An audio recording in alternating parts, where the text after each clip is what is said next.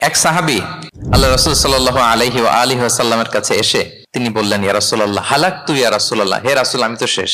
রাসূল সাল্লাল্লাহু আলাইহি ওয়াসাল্লাম বললেন, ওমা আহলাকা, কি হয়েছে তোমার?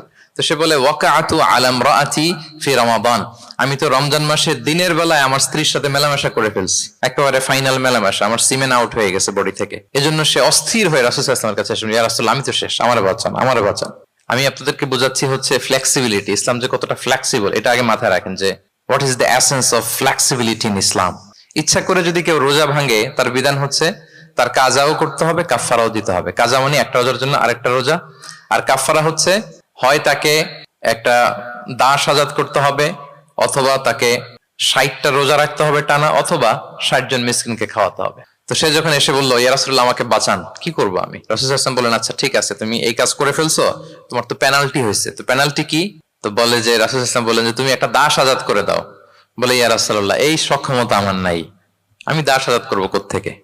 আচ্ছা এটা পারবা না, তো তাহলে টানা 60টা রোজা রাখো কাফফারা হিসেবে, টানা 60 দিন রোজা রাখতে হবে, রমজান চলে যাওয়ার পরে 60 দিন রোজা, এটা রাখো। বলে, ইয়া রাসূলুল্লাহ এটাও পারবো না আমি। আচ্ছা এটাও যদি না পারো, তাহলে তুমি 60 জন মিসকিনকে খাবার খাইয়ে দাও। এবার সে বলে, ইয়া রাসূলুল্লাহ খাবারও খাওয়াতে পারবো না আমি, এই সামর্থ্য নাই। কি বিপদ! দাস আজাদ এটাও পারবা না, টানা 60টা রোজা এটাও পারবা না, 60 জন মিসকিনকে খাবার দিবা তাও পারবা না। তো কি আর করা, বসো এক পাশে বসো। বসে আছেন, উনি অন্যান্য কাজ সারতেছেন। হঠাৎ এক ঝুড়ি খেজুর রাসূল সাল্লাল্লাহু আলাইহি ওয়াসাল্লামের কাছে আসলো, এক ঝুড়ি সাদাকার খেজুর। আসার পর রাসূল সাল্লাল্লাহু আলাইহি ওয়াসাল্লাম বললেন, ওই লোকটা কই যে এই কাজ করে ফেলছে? তাকে নিয়ে আসা হলো। রাসূল সাল্লাল্লাহু আলাইহি ওয়াসাল্লাম বললেন, যাও, দাসও আজাদ করতে পারবা না, 60টা রোজাও রাখতে পারবা না, 60 জন মিসকিনকে খাবারও দিতে পারবো না, তাহলে এক ঝুড়ি খেজুর আমার দরবারে আসছে, চ্যারিটির সাদাকার খেজুর, যাও এগুলো গরিবদের মাঝে বিতরণ করে দাও, তাসাদ্দাক বিহা ফিল মাদিনা, মদিনায় বিতরণ করে দাও।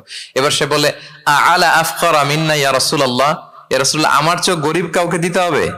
রাসূল সাল্লাল্লাহু আলাইহি ওয়াসাল্লাম বললেন, হ্যাঁ গরিব কাউকে দিবা। বলতেছে, এই পুরো মদিনাতে আমার চেয়ে গরিব আর কেউ নাই। কি বিপদ! তোমার চেয়ে গরিব আর কেউ নাই?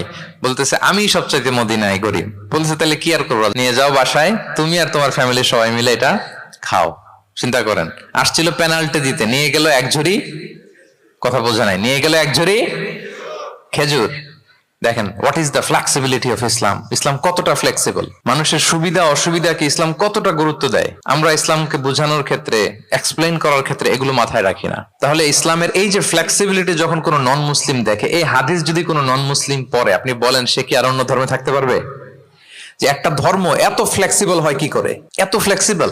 এভাবে আপনি যদি দেখেন যে রাসূল সাল্লাল্লাহু আলাইহি ওয়াসাল্লাম খুব সহজ করে দিন ইসলামকে বুঝতে